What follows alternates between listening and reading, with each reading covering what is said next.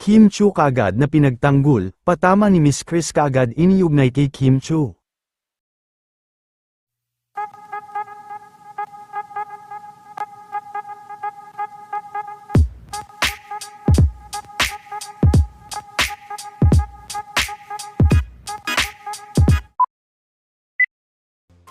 Mainit na pinag-uusapan nga ngayon, ang naging pagdating ni Miss Chris Aquino sa Eat Bulaga kanina, kung saan ay nakaagaw din ng pansin, ang iniwan nitong pahayag kay Riza May Dizon kaugnay ng nabalitaan umano ni Miss Chris, na pangbubuli sa kanya.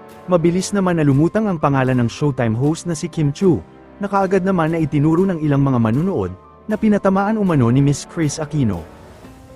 Doon sa nabalitaan ko ng actress Uy! don't mind them because success is the best revenge. Matatandaan na noong isang araw lang, ay inulan nga ng pangbabash si Kim Chu, matapos nitong banggitin si Riza sa kanyang joke sa Showtime. Lotus Meat? Ano po Lotus Meat? Ah! Bakit si Riza Me? Riza Me? Riza Me?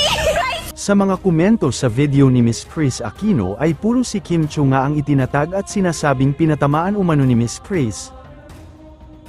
Mabilis naman na pinagtanggol si Kim ng kanyang mga fans, at ayon sa kanila ay hindi si Kim ang pinapatamaan nito dahil malapit si Kim kay Miss Chris.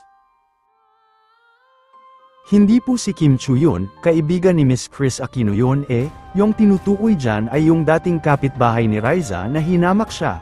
Sinabihan kasi si Riza ng dating kapitbahay niya na yung vase mas mahal pa sa buhay niya. Panoorin niyo po muna yung interview niya sa Tony Talks bago magbintang. Sa katunayan nabili na ni Riza yung bahay ng dating niyang kapitbahay na nanghamak sa kanya noon. Wala pang paglilinaw si Miss Chris kung sino ang pinatamaan nito pero napakadaming naniniwala na para ito kay Kim. Patuloy naman ang pagtatanggol ng mga fans ni Kim sa maling balita umano.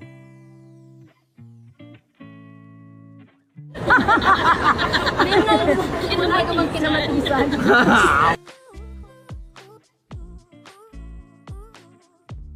Sasama ka sa amin sa Boracay? No. Why? Wow, very good. Kumain ka ng puno mo, ha?